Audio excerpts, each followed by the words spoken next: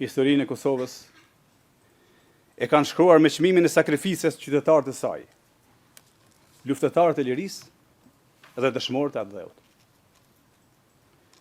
Kur Serbia dhe Miloševiqi vrisnin moshatarët e mi, helmonin nxënës dhe student,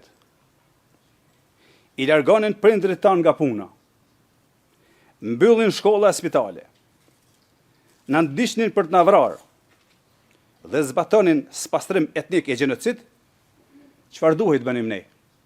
Të mos reagonim? Serbia kur nuk fshehu qëllimin e saj ndaj shqiptarëve.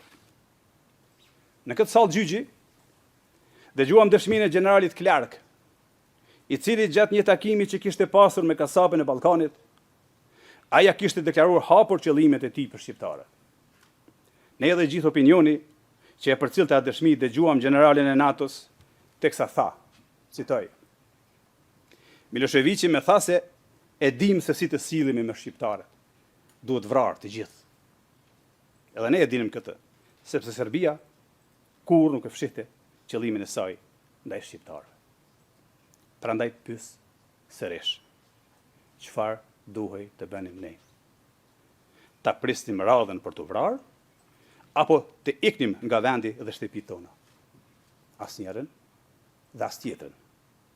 Prandaj duhej të rezistonim. Prandaj unë besoja se Kosova kishte nevojë për vetë mbrojtje. Kishte nevojë për njerëz të gatshëm ta jepnin edhe jetën për vendin e tyre. Kishte nevojë për dikë siç ishte Adem Jashari dhe ushtria shqiptare e Kosovës. Prandaj unë ju bashkova Adem Jasharit.